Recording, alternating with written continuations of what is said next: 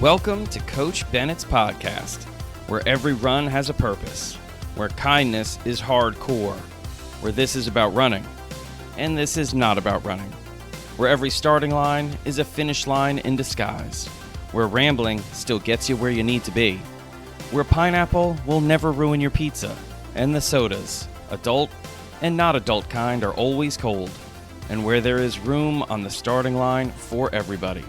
I'm Coach Bennett. Thank you for letting me be a part of your day. Let's get started. Welcome to episode 57 of Coach Bennett's podcast. This one is called Slow Down.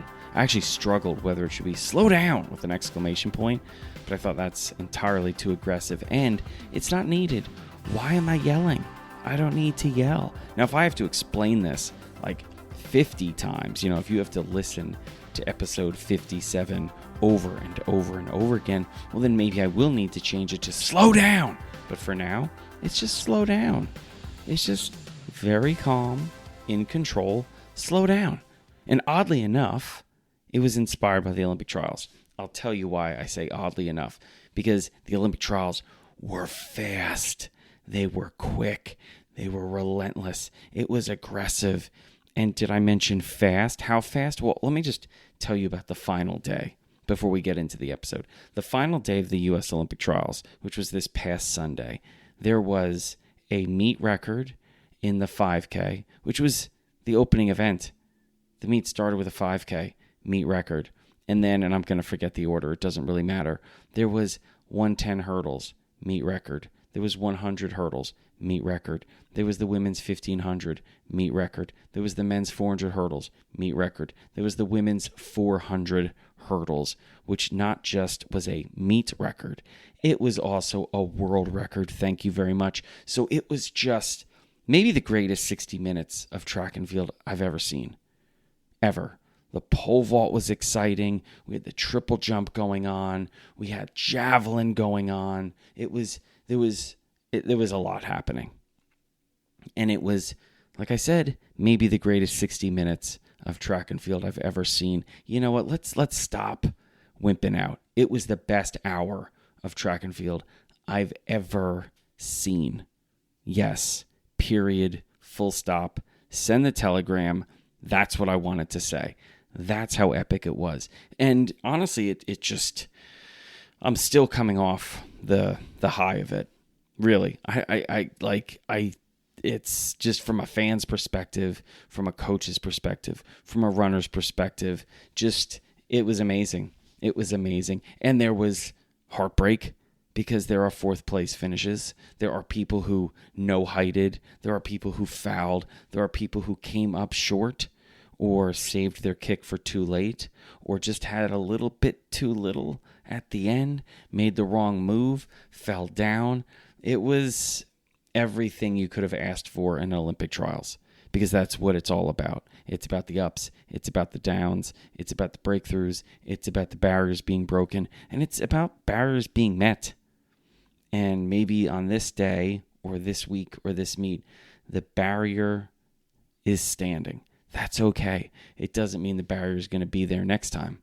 So it was amazing. So I feel like this opening salvo of Olympic trials talk is all over the place, but it's hard for me to gather my thoughts about the trials. Maybe the next episode I'll do a better job and I can break down maybe what I consider the top 5 or 10 performances from trials. But right now, it's just me kind of free thinking and just throwing out words that I hope make sense because it was epic. Oh, and the other thing was the crowd was epic. The fans were fantastic. It really was the first time, I think, being in Hayward Field since it's been redone, that the soul of Hayward Field was there, was present, especially on the back straightaway. I think where you need to look to measure whether the soul is in the building is the back straightaway. If the back straightaway is clapping, standing, cheering, rowdy, then that's the soul as far as I'm concerned. They're in the sun now. Old Hayward, it wasn't so much, but it's not the easiest place in the world to be sitting and watching track and field on a very sunny day. And yet, the crowd was extraordinary. And I think it showed up on the track. I think the athletes felt it, heard it, and sensed that something special was going on. And when Hayward's at its best, it's hard to tell, does it start with the athlete or does it start with the crowd? Or is it equal? And I don't know. And it was especially difficult to figure out who was leading who during these Olympic trials. And I think that is great for the sport. The fans were engaged. The athletes were engaged. It was an awesome time, which is why I was inspired to do this episode called Slow Down, which seems silly considering how fast the trials were. But this is what I was thinking about while I was at the trials. I was consciously trying to be in the moment and be present and be aware. I was really trying not to be overwhelmed by everything that was going on. I was trying not to put myself in positions where, I want to be over here and I want to go over there and I want to see this over here and maybe I'll bump into this person over here. I really just wanted to just slow down. And one of the reasons why I wanted to slow down was I was fully aware of how special this week and a half, with the athletes, what was at stake, a berth into the Olympics, the fact that Hayward was alive and packed, and I was able to have some of my family there. There were friends that I was seeing that I hadn't seen in a long time. And rather than looking back a couple days, weeks, months, or years and realizing just how special all of this was, I wanted to be in the moment. I wanted to be there. That demanded I slow down. Don't rush the week. Don't rush the meet. Don't rush watching the race. I was actively, consciously, purposely trying to slow down. Now, here's the thing, and I'm going to say this right off the bat because I want you to keep coming back to this. Don't confuse what I'm talking about here. A lot of times, especially in a running podcast, people are going to hear slow down, and they're going to think, go slow. And if you've ever run with me before, whether it's on an audio-guided run or even on this podcast or in person, I don't like using the term slow because I know it gets misrepresented. I know it gets misused. And as a result, it's misunderstood when I say, hey, we need to slow down. A lot of times people look at that as me saying, you're not good enough to do what we're doing. We're running too fast for you. You're not good enough. You're not strong enough. You're not enough. That's not what I'm saying at all. And I'm purposely using the first example of slowing down at the trials because I want to make sure you understand that when I say slow down, the first thing you should be thinking about is slow down from what? Like, what pace are we running? Because when I say slow down as a coach, it usually is in response to the fact that you're going the wrong pace. You're going too fast for what you're supposed to be doing. Not just for you, but for the run. And if you're running too fast on a run, then you're missing the purpose of the run. If you're running too fast on an easy run, you may be doing a tempo run. Well, that's not what we're supposed to be doing. You're missing out on the whole purpose. And some people would say, like, well, isn't a tempo run good? Well, when you're supposed to do a tempo run, it's good. But if you're supposed to do an easy run, then no. Just like I would yell too slow if you're doing a tempo run at easy run pace. Now, that doesn't mean I don't think you're good. It just means I think you're doing the wrong thing. It's the same concept. So at the Olympic trials, when I was thinking to myself consciously, slow down emotionally, slow down mindfully, slow down physically, sit down and watch the race, stop moving around, stop looking around, just pay attention, be aware, be in the moment. Slow down because I was moving too fast and I didn't want to miss things.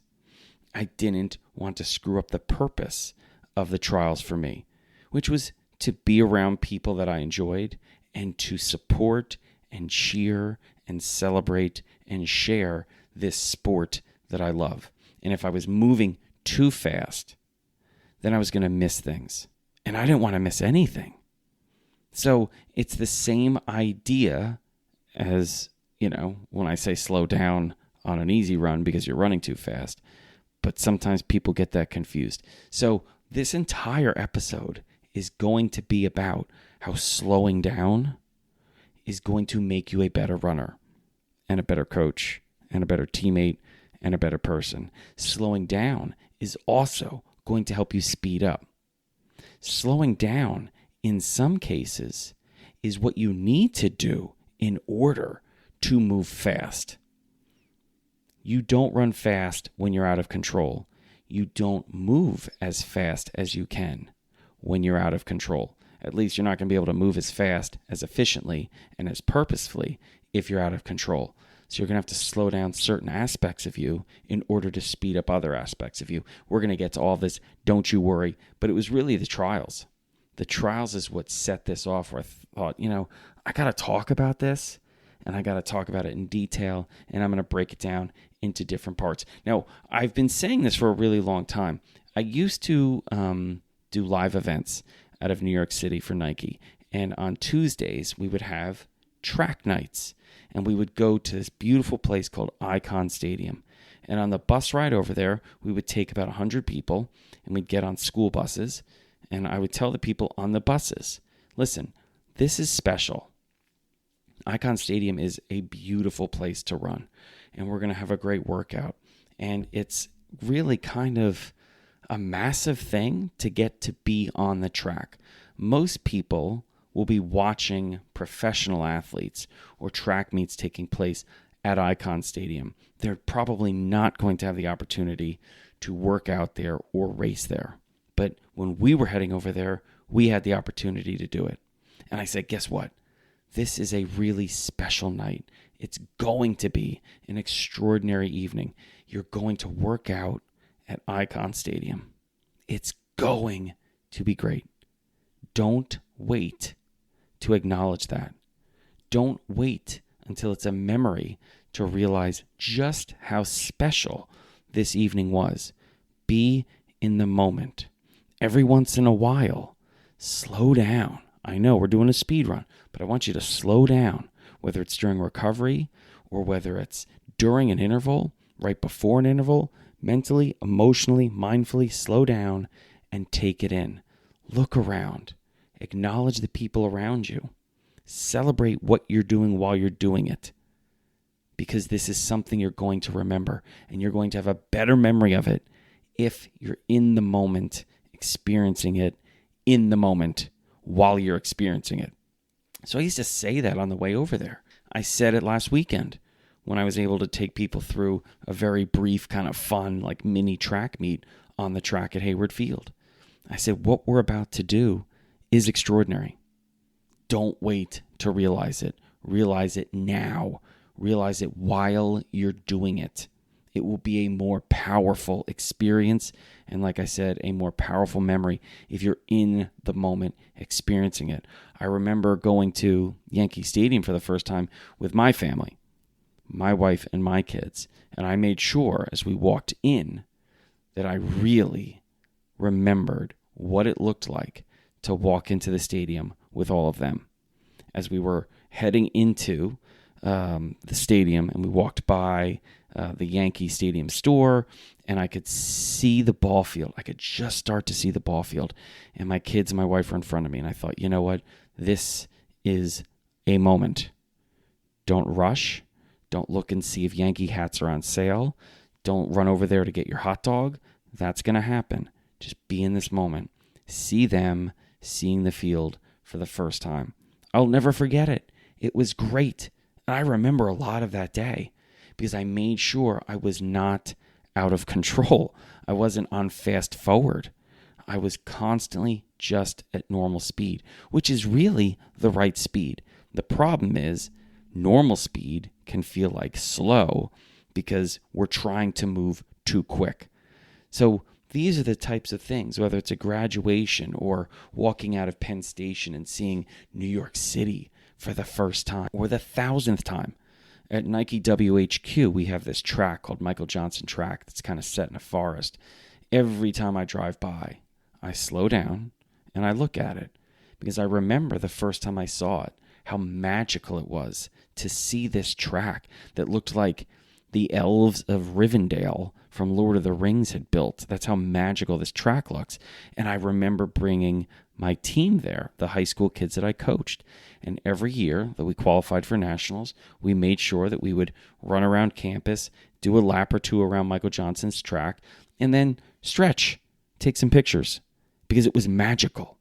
And I remember seeing the looks on the athletes that had never seen it before, and the athletes that maybe had been seeing it a second time. It was so magical to them. And then, having worked there for a while, I caught myself driving by Michael Johnson's track and not looking over at the track. And it dawned on me, the magic's not gone from the track. I brought the magic to the track. Those kids brought the magic to the track. The athletes that use the track, that visit the track, they bring the magic to the track. I was no longer bringing magic to the track. And I had to remember that. And it was because I was moving too fast. I wasn't stopping, pausing, slowing down, and realizing, hey, there's the track that the elves from Rivendell built. Seems like a pretty magical place to me. Therefore, it is a magical place to me. And I try to bring this into other aspects of my life, not just being at, Michael Johnson's track or the Olympic trials or seeing a big race. If someone's telling me a story, I really try to slow down and listen to the story. I've had a few people in my life that when I'm talking to them or I see someone talking to them, they're totally present. It is such a powerful thing to see. It's an amazing thing to be a part of. And if you have the luxury of talking to someone who is totally present while you're talking to them, it's in some ways unnerving because it's rare. Most people are either waiting for their turn to speak or thinking about something else. So if you have someone who listens, it's pretty amazing. I also think about this when I'm going for runs now. I really try to bring myself back to what I'm doing on the run. I'm going down a hill. That's pretty cool. How does that feel? I'm going up a hill. A little bit different sensation, but there's a lot of different sensations that make me think, let's fall into this a little bit. Okay, I'm kind of fighting gravity. I have to drive my knees a little bit more. My breathing's starting to work a little bit more. Geez, listen to this. Ooh, maybe I should try to feel lighter on my steps.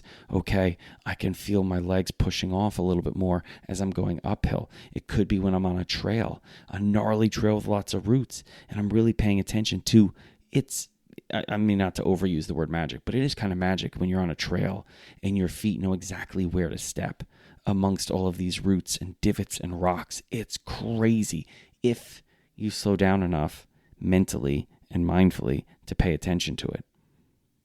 It just makes for a better run. So if you want to become a better runner, the point here is slow down. I'll give you a couple examples in training, okay?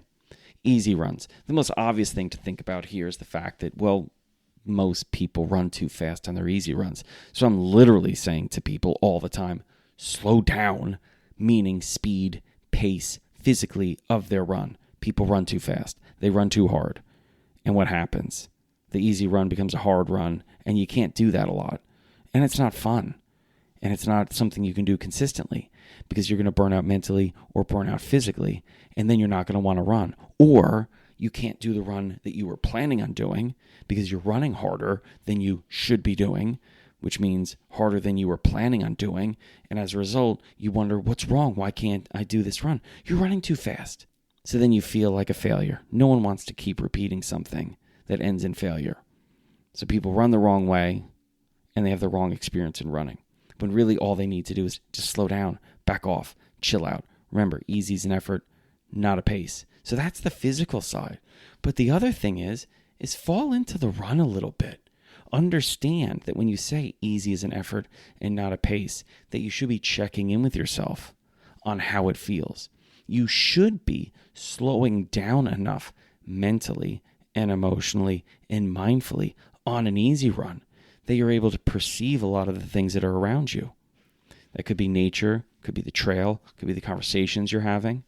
It could just be a general self-awareness of the movement and motion that you're powering on your run. An easy run should not feel out of control. An easy run should be easy to control. And one of the ways you can do that is by slowing down in a lot of different ways.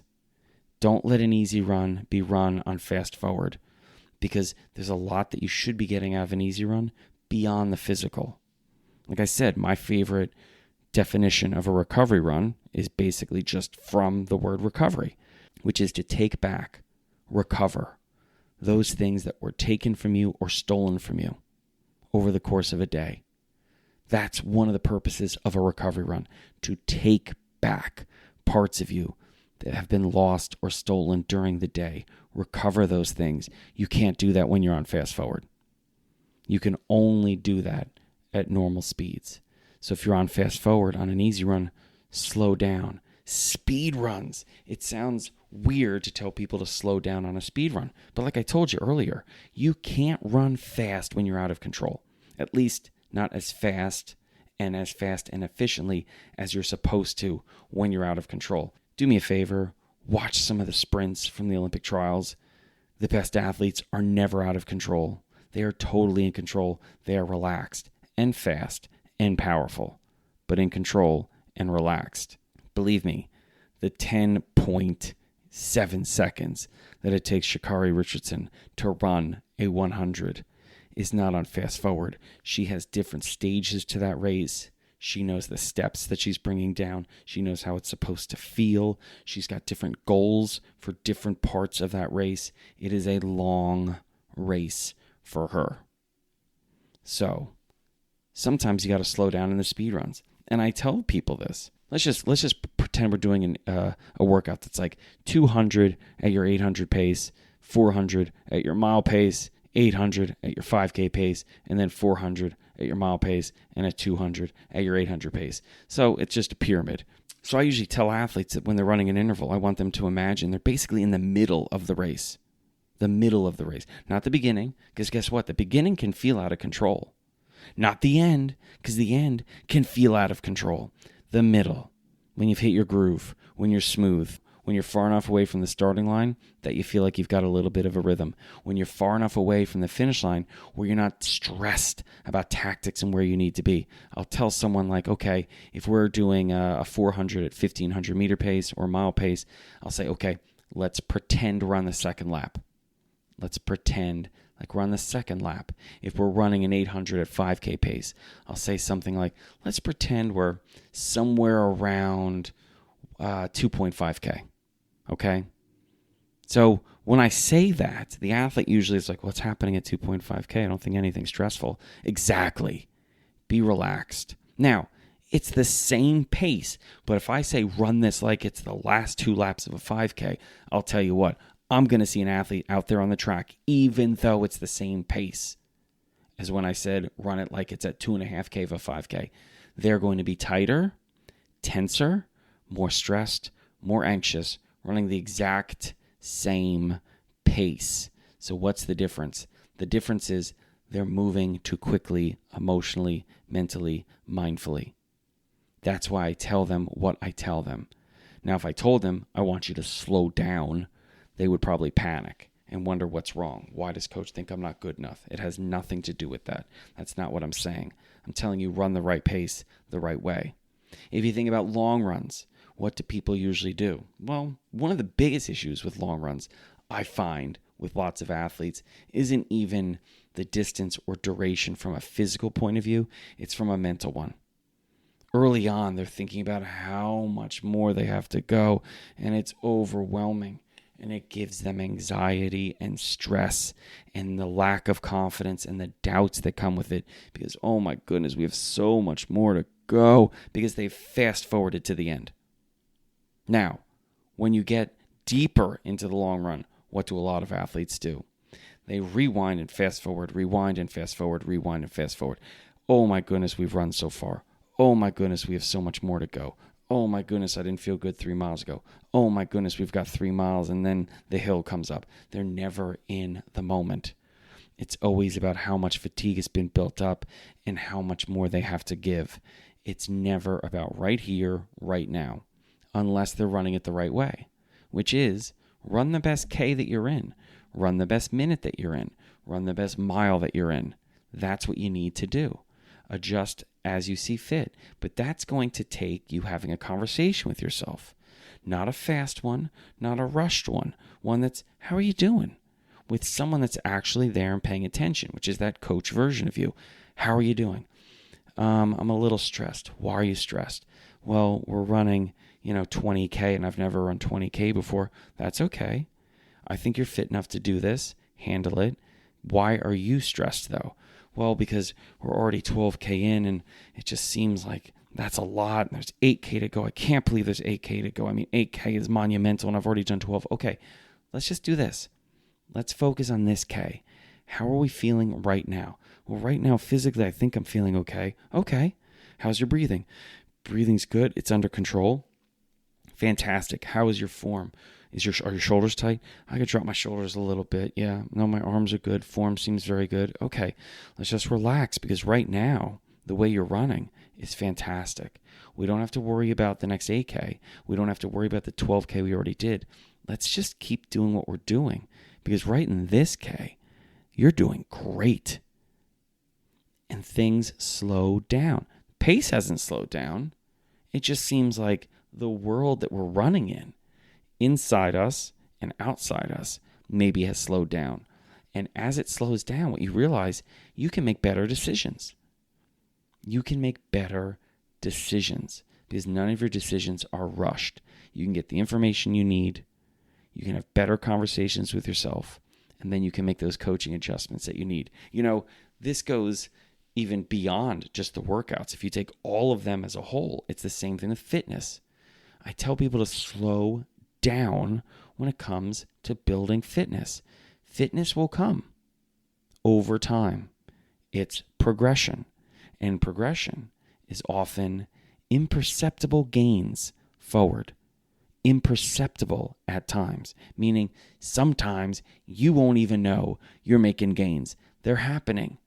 And if you're looking at a long period of time, maybe not just the 14 weeks of marathon training or the 10 weeks of a 10K plan, we're talking about the years that you're building in this sport. There are going to be periods where the gains are, in fact, imperceptible until you pull yourself out and look at a longer period of time.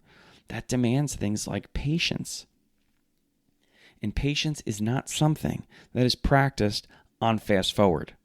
It's practiced at normal speeds, and patience demands confidence. Confidence is another thing that demands living at normal speeds. So when you're working on building fitness, one of the things you have to remember is you cannot rush fitness. You cannot fast forward fitness. You can, in fact, fast forward and rush injury and sickness, which leads me to another thing that demands we slow down, and that's recovery and healing and rest. None of those things can be rushed. None of those things can be done quickly. They can only be done at the pace that they're done. And without those things, recovery, healing, and rest, you'll never ever run as fast as you want to, as you could have, as you should. So in this kind of like weird, bizarre twist, you need to slow down how you look at recovery and healing and rest if you want to speed up the fitness gains that cannot be on fast forward. And those will show up in things like easy runs and speed runs and long runs that also are best done at a slower pace. Maybe not slower pace on your watch, but a slower pace by the way you're dealing with, feeling, and experiencing them. I mean, I'll give you another example that is near and dear to my heart, and it's something that I've gotten much better at, is driving. I don't drive like an ass anymore. And by an ass, I mean someone who's obviously going way, way over the speed limit. I read something once where there was a study on, I want to say it was 280, which is Northern California, heading from, let's say, like the Menlo Park area to San Francisco, where someone, because of traffic and because of, how busy the roads can get, that someone who tried to speed at something like 20, 25 miles an hour over the speed limit would beat someone driving the speed limit by like 2 minutes from basically San Jose to San Francisco. Just because you're going to hit traffic, you're trying to switch lanes, you're trying to pick the winner, you're constantly looking left, like it's got to be the fast lane, and then suddenly what happens? The fast lane slows down. So then you move to the right lane, and then suddenly the right lane slows down. But then you speed for a little bit, but then you get behind the wrong car.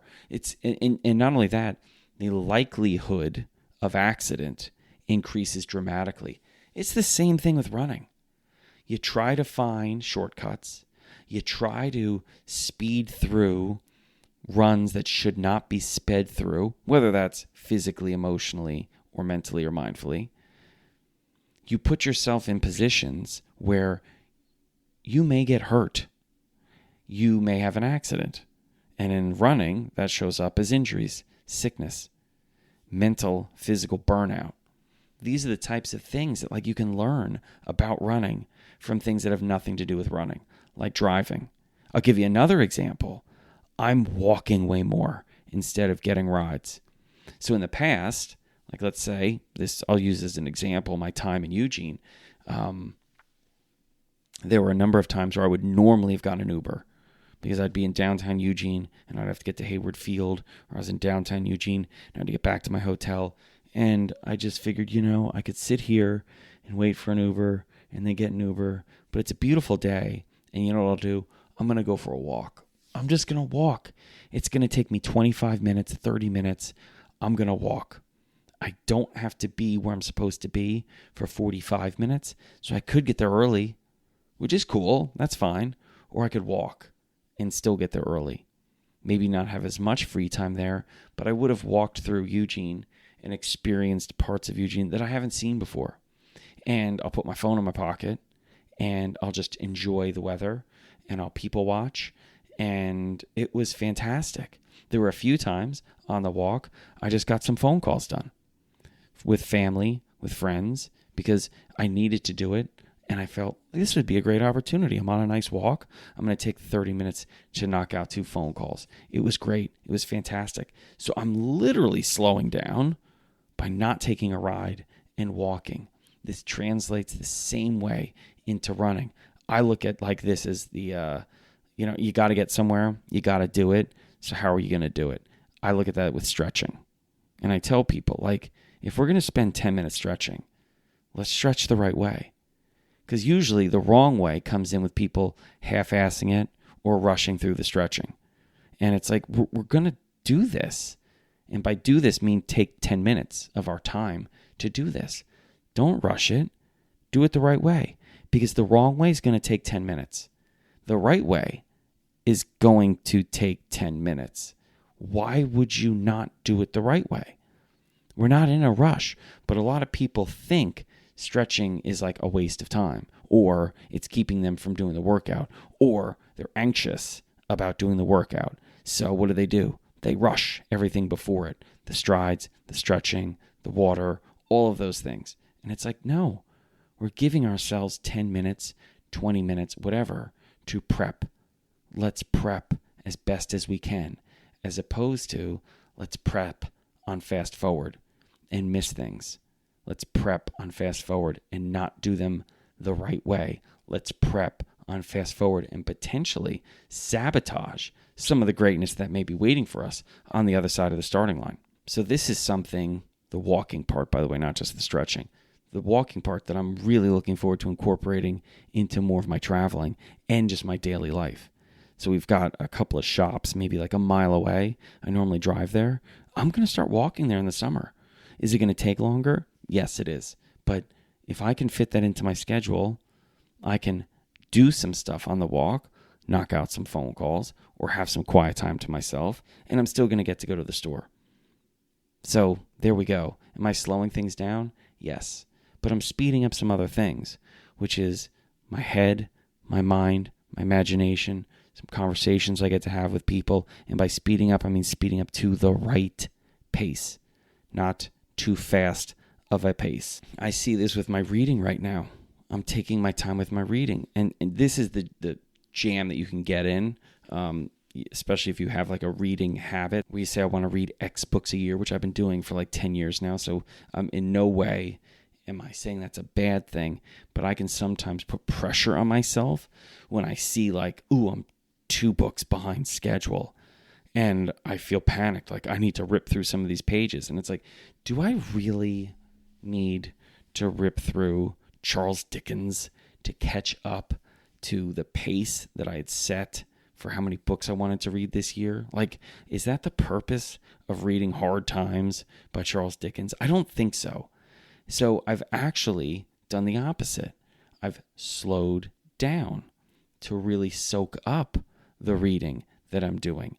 And I'm enjoying it more. Am I reading as many pages? No. Am I reading better pages? Yes. So that's another example. And I know it's kind of wild that I'm talking about Charles Dickens and slowing down when at the beginning I'm talking about the Olympic trials. But if you've been listening to me long enough, I think you understand that when I say slow down, this is about running and this is not about running. This is about getting your stretching done and not being anxious about what's next. This is about taking the easy runs easy, but not just physically easy, pace-wise, speed-wise, but also easy with effort, easy mentally and emotionally as you're doing it. It is running fast, but not out of control, slowing things down when things seem to be getting out of control. It is taking on your long runs and not fast forwarding to the end or rewinding to the beginning. It's just allowing the long run to play out at normal speeds.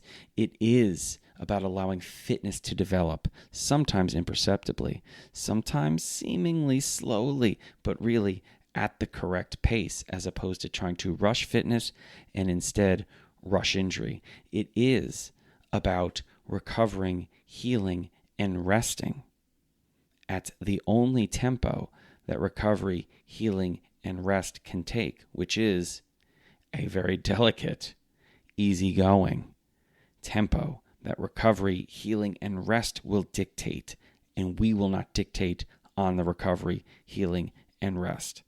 And obviously it's also about not driving like a jerk. The point is, slow down. So that's that. Thank you to the listener for listening to episode 57, Slow Down, of Coach Bennett's podcast. And next week, I think I am going to put in my top 10 list for the Olympic trials. If you were watching the Olympic trials, if you were at the Olympic trials, or if you were at a different meet, or maybe you were at a different country's trials, let me know what you saw, what you want to celebrate, and what you want to share with everybody. Either send me a DM, send me an email, or shoot a letter to the mailbag, and I can be sharing that this summer because it is an Olympic summer, people. It is an Olympic summer. Oof, I'm excited. All right. Well, thank you for listening. Thank you for sharing the podcast. Thank you for rating and reviewing the podcast. If you've done none of those things, you can do it now. You can subscribe to the podcast too. I would appreciate that. Share it with your friends. Share it with your families. And as always, thank you so much for letting me be a part of your running journey. Until that next starting line, take care of yourself. Take care of each other. Thank you so much for listening to Coach Bennett's podcast today. And if you're not already following or subscribed to the podcast on whatever platform you're listening, well, I really wish you would because it helps a lot. Also, check out the show notes because you'll find a link to Coach Bennett's newsletter, as well as all the social media sites that I'm on. Places like Threads and Facebook and Instagram and Mastodon and YouTube, and even the artist formerly known as Twitter. Whatever that dumpster fire is called today, you'll find a link to it because I'm on there. Thank you so much again for listening, and until next time, take care of yourself.